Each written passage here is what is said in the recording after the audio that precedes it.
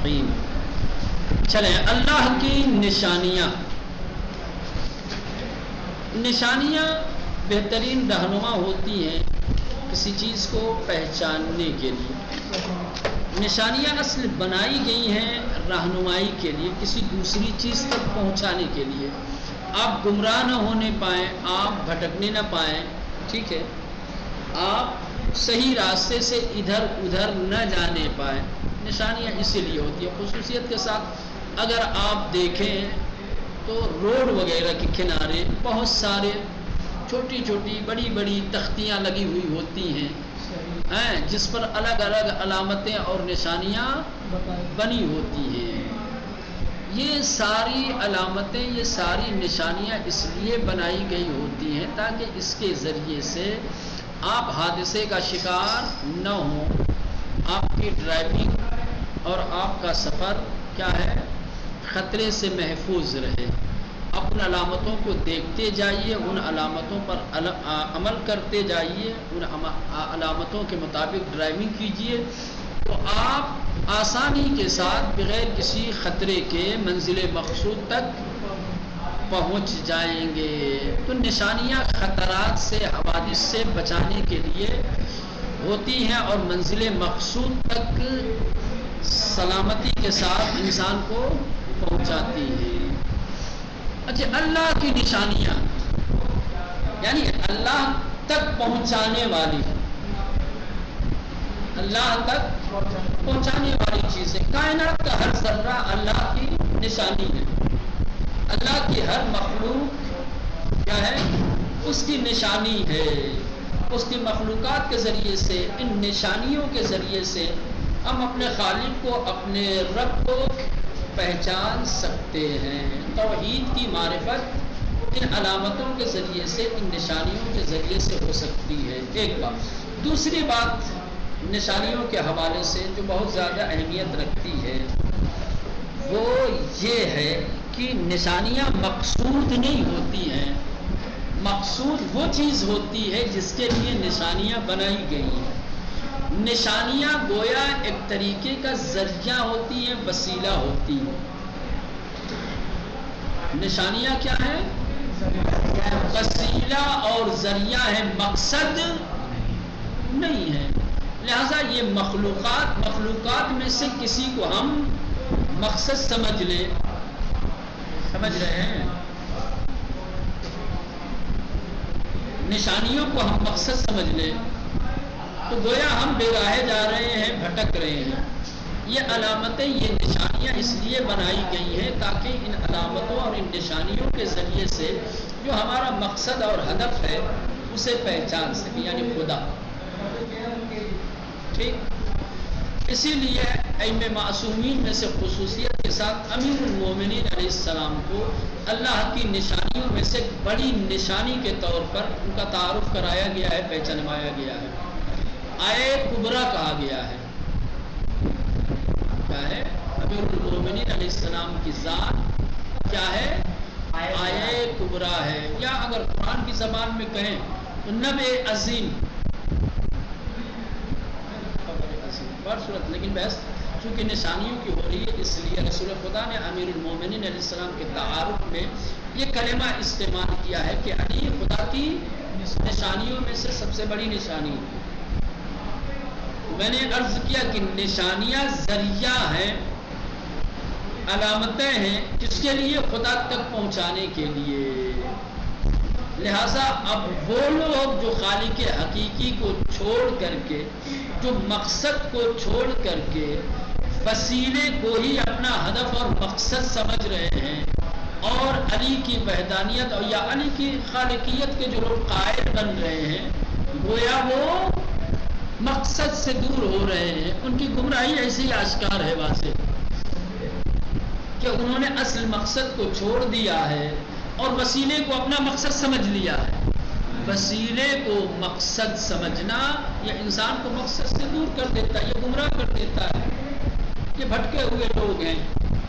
اگر علی آیت کبریٰ ہے، نشانی ہے، تو گویا ذریعہ ہے خدا تک پہنچانے کے لیے. خود خدا نہیں. سمجھ رہے ہیں؟ بہر صورت میں یہ عرض کر رہا تھا کہ کائنات کی ایک اہم چیز جس کی طرف اشارہ کرنا چاہتا تھا وہ یہ ہے کہ ان نشانیوں کے ذریعے سے ہم وجود خدا کے اوپر دلیل پیش کر سکتے ہیں. نشانیاں وجود خدا کی دلیل ہیں. کیسے؟ دنیا میں بہت ساری چیزیں ایسی ہیں کہ جو اپنی ذات اور اپنے وجود سے نہیں پہچانی جاتی، اپنی علامتوں سے، اپنی نشانیوں سے پہچانی جاتی. وہ چیزیں ایسی ہیں کہ اگر ہم ان کی نشانیوں کو چھوڑ کر کے، نشانیوں کو نظر انداز کر کے اگر اس کے وجود کا پتہ لگانا چاہیں تو ممکن نہیں ہے. ہوا کو ہم اس کے وجود سے، اس کی ذات سے جانتے ہیں. دیکھیے کسی نے شکل، دیکھیے کسی نے اس کی تصویر، ہوا کیسی ہوتی ہے نا. ہوا کو اس کی علامتوں سے، اس کے آثار سے، درخت پتہ ہل رہا ہے، سمجھ رہے؟ پتہ ہل رہا ہے، یہ نشانی ہے کہ طاقت اس کو ہلا رہی جس کا نام ہوا ہے. گویا ہوا موجود ہے. ٹھیک، آپ کے بال اڑ رہے ہیں، ٹھیک ہے، یہ نشانی ہے کہ کوئی طاقت ہے، کوئی ایسی چیز ہے کہ جو آپ کے بال کو اڑا رہی ہے. یہ اثر ہے اس کا. اس اثر کے ذریعے سے ہم صاحب اثر کو پہچان رہے ہیں. ٹھیک ہے. وإلا آپ ہوا کو ایسے پہچاننا چاہیں گے اس کے اثر سے ہٹ کے تو نہیں پہچان پائیں گے. بجلی کوئی صورت ہے، کوئی تصویر ہے، کوئی شکل ہے، اس کا کوئی ظاہری وجود ہے جس کو دیکھ کے آپ کا یہ ٹیوب لائٹ، یہ بتی، یہ سب جو جل رہی ہے، یہ اصل وجود نہیں ہے اس کا، یہ اس کے آثار ہیں. کیا ہے؟ اس کے آثار ہیں. یہ برق کے، بجلی کے آثار ہیں. سمجھ رہے ہیں؟ اصل بجلی نہیں ہے کہ اس کی ذات نہیں ہے. بلب جلتے ہوئے آپ نے دیکھا، سمجھ گیا کہ کوئی طاقت ہے جو اس کو جلا رہی ہے. پنکھا چل رہا ہے، آپ سمجھ جائیں گے کہ یہ کسی کے زیر اثر کوئی ایسی طاقت ہے جو پنکھے کو چلا رہی ہے. اس اثر سے صاحب اثر تک ہم پہنچ جائیں گے. یہاں پہ بجلی ہے تبھی یہ چل رہا ہے، بغیر بجلی کے نہیں چل رہے. آثار، یہ نشانی، ایسے ہی یہ تمام چیزیں خدا کے آثار ہیں، خدا کی علامتیں ہیں، نشانیاں ہیں اس کی. ان کے ذریعے سے ہم خدا تک پہنچ سکتے ہیں.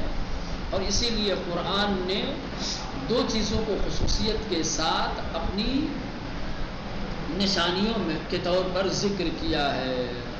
وَسَنُرِيهِمْ آیاتنا فِي الْآفَاقِ وَفِي أَنفُسِهِمْ.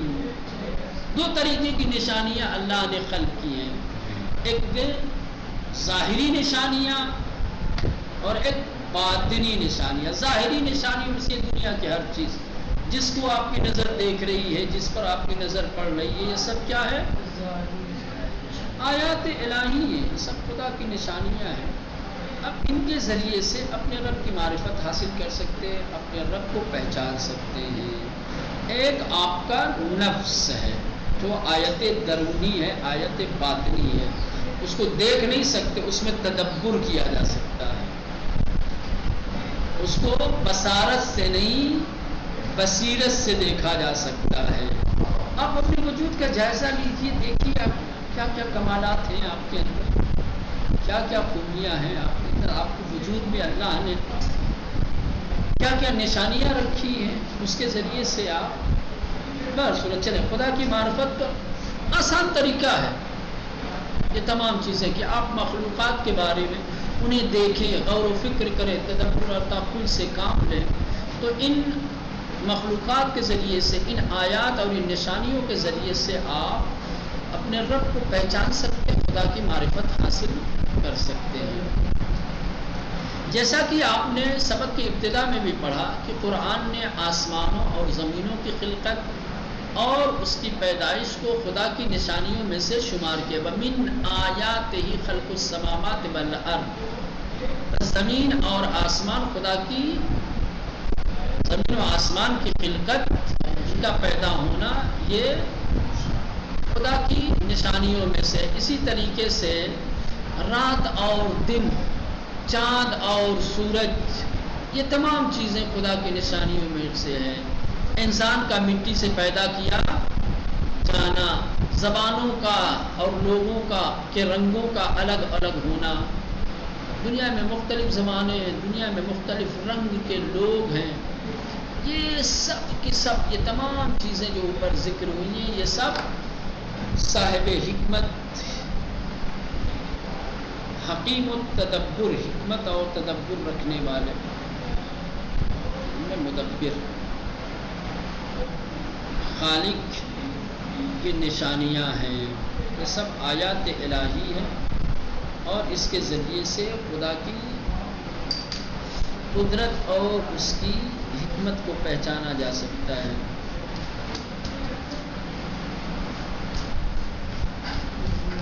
اب یہ ایک چیز، ایک پوشیدہ سوال ہے یہاں پر، وہ یہ ہے کہ جب دنیا کی ہر مخلوق خدا کے وجود پر دلیل ہے، تو دنیا کا ہر انسان خدا کو مانتا کیوں نہیں؟ بہت سارے اسی دنیا میں زندگی بسر کرنے والے انسان آپ کو ایسے ملیں گے کہ جو خدا کے وجود کے قائل نہیں ہیں، مخلوق کے وجود کے قائل ہیں لیکن خالق کے وجود کے قائل ہے کہ نہیں ہو؟ دعویٰ کیا ہے؟ دنیا کی ہر مخلوق، دنیا کی ہر چیز، جیسا کہ ابھی یہ بیان کیا، انسان کا مٹی سے پیدا کیا جانا، رات دن، چاند سورج، زمین آسمان، یہ تمام چیزیں خدا کے وجود کی دلیل ہیں، نشانیاں. جب یہ تمام چیزیں خدا کے وجود کی نشانیاں ہیں تو ہر انسان مانتا کیوں نہیں خدا کے وجود کو؟ تسلیم کیوں نہیں کرتا؟ اگر یہ خدا کے وجود کی نشانیاں ہیں صاحبان عقل کے لیے، نادانوں کے لیے نہیں. کس کے لیے؟ صاحب نادان ہیں وہ لوگ، عقل سے کام نہیں لے رہے ہیں. وہ اگر اپنی عقل کو بروئے کار لاتے، اگر عقل کا مظاہرہ کرتے، عقل کی معیار پہ اگر اس بات کو سمجھنے کی کوشش کرتے کہ بھائی جب مخلوق ہے تو اس کا کوئی خالق بھی ہوگا، یہ کیسے ہو سکتا ہے کہ یہ عظیم چیزیں ایسے ہی وجود میں آ گئی ہوں، کسی نے ان کو خلق نہ کیا ہو، کسی نے بنایا نہ ہو. اصلاً عقل اس بات کو تسلیم ہی نہیں کرے گی کہ کوئی چیز یوں ہی بن جائے، ایسے ہی وجود میں آ جائے، کوئی اس کا خالق نہ ہو، کوئی اس کا بنانے والا نہ ہو.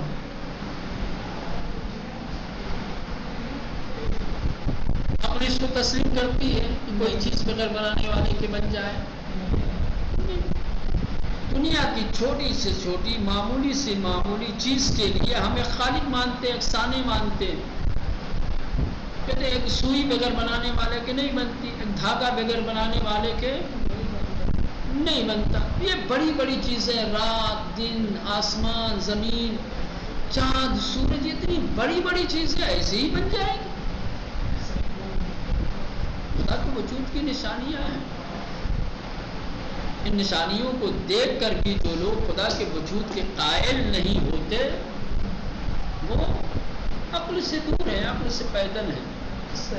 ان کی عقلیں کام نہیں کر رہی ہیں. اس لیے کہا ہاں یقیناً دنیا کے موجودات کی تخلیق وحدہ لا شریک خدا کے وجود پر واضح دلیل ہے.